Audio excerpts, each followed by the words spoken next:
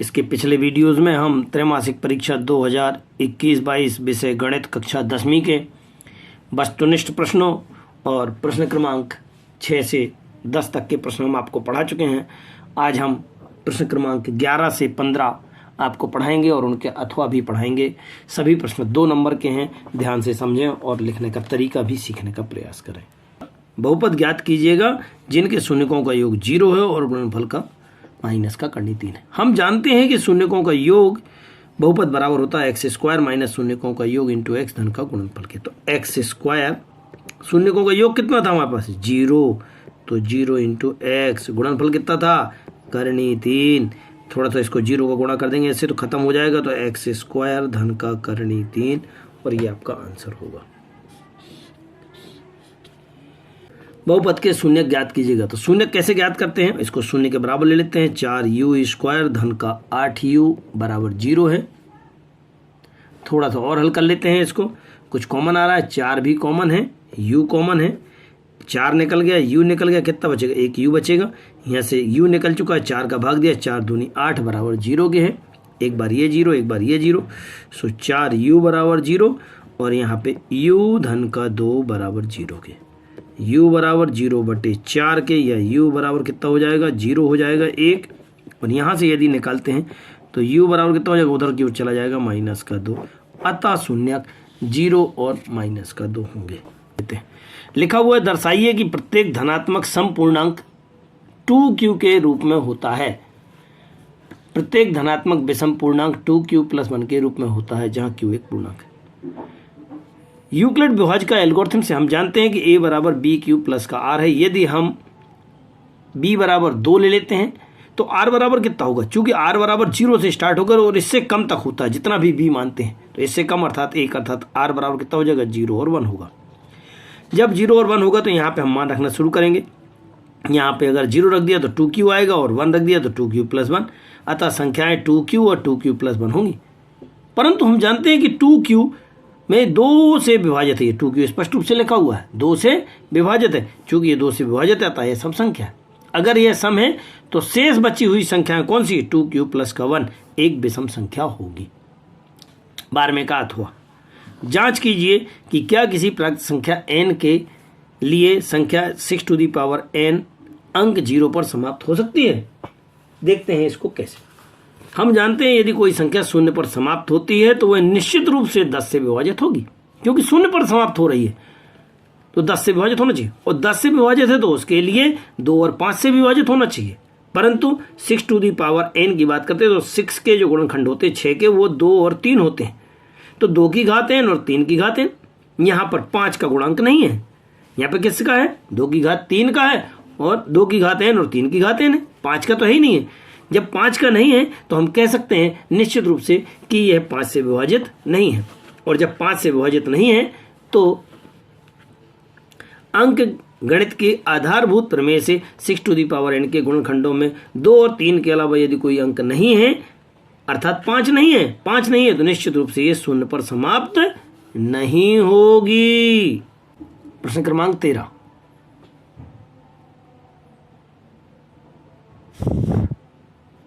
एक द्विघात बहुपद ज्ञात कीजिए जिसके शून्यक 2 और 3 हैं। शून्यक दिए हुए हैं तो शून्यकों का योगफल निकाल लेंगे, पहले दोनों को जोड़ देंगे, 5 आ जाएगा, दोनों का गुणनफल निकालेंगे, 3 दूनी 6। अब शून्यकों का योगफल ज्ञात हो गया, शून्यकों का गुणनफल ज्ञात हो गया, तो हम बहुपद ज्ञात कर लेंगे। बहुपद क्या था, बहुपद था हमारे पास एक्स स्क्वायर माइनस का शून्यकों का योगफल इंटू एक्स और धन का गुणनफल। एक्स स्क्वायर योगफल हमने निकाल रखा है, कितना है 5x, और गुणनफल कितना था 6। इस प्रकार से हम कह सकते हैं कि एक बहुपद एक्स स्क्वायर माइनस का 5x प्लस का 6 होगा। नेक्स्ट में बहुपद के शून्य ज्ञात कीजिएगा। बहुपद क्या था टी स्क्वायर माइनस का, चूंकि शून्य ज्ञात करना तो इसको बहुपद को 0 लेना पड़ेगा, 15 वहां जाएगा, स्क्वायर हटाएंगे तो अंडर रूट लगेगा, और प्लस माइनस का आता है, इसके शून्य कितने हो जाएंगे, माइनस का करनी 15 और प्लस का करनी 15 होगा। नेक्स्ट क्वेश्चन नंबर 14 को ध्यान से देखेंगे। व्याख्या कीजिए कि 7 × 11 × 13 धन 13 और ये एक भाज्य संख्याएं क्यों हैं। देखते हैं क्वेश्चन को। 7 गुणे 11 धन 13 में अगर ध्यान से देखते हैं कि दोनों में 13 उपस्थित है तो 13 को पकड़ के बाहर निकाल लेंगे। 7 बचेगा, 11 बचेगा और यहाँ पे कुछ नहीं तो 1 बचेगा। निश्चित रूप से हम कह सकते हैं कि ये 13 बाहर है, 11 7 77 1 78 बन जाएगा। निश्चित रूप से 13 से भाज्य है, तो हम कह पाएंगे कि हाँ ये संख्याएं कैसी हैं, भाज्य संख्याएं। अतः दी गई संख्या में कम से कम 13 से विभाजित हो रहा है, अतः यह एक भाज्य संख्या है। नेक्स्ट क्वेश्चन जो था आपके पास वो था 7 6 5 4 3 2 1 और धन का 5। इन दोनों में ध्यान से देखो जरा, 5 दिख रहा है आपको, 5 को हम बाहर निकालेंगे, जितनी संख्याएं बचेंगे उन सबको यहाँ लिख देंगे। अर्थात यह निश्चित रूप से कम 5 से तो विभाज्य हो रही है। देखो आप, क्योंकि 5 बाहर है, क्योंकि ये दी गई संख्या कम से कम 5 से विभाजित है, अतः यह संख्या एक भाज्य संख्या होगी। क्वेश्चन नंबर 14 का अथवा 135 और 225 का HCF ज्ञात करना है न्यूक्लियेट एल्गोरिथम से। तो इसमें से जो बड़ा नंबर है उसको पहले लिख लेते हैं। 225 बड़ा है, 135 छोटा है। 225 छोटी संख्या से हम भाग देते हैं, कितने बार गया, एक बार। हम इसको आसानी से लिख सकते हैं 225 बराबर 135 गुणे 1 और जितना शेषफल बचता है वो यहाँ आ जाएगा। अगली स्टेप में 135 यहाँ आता है, 90 यहाँ आता है, हम 90 से भाग देते हैं, कितने बार गया, एक बार, और जो शेषफल आता है वो हम आगे लिख देते हैं। इसी प्रकार का प्रोसीजर करते हुए 90 यहाँ लिखते, 45 यहाँ लिखते, फिर 45 से भाग देते, कितने बार गया, 2 बार।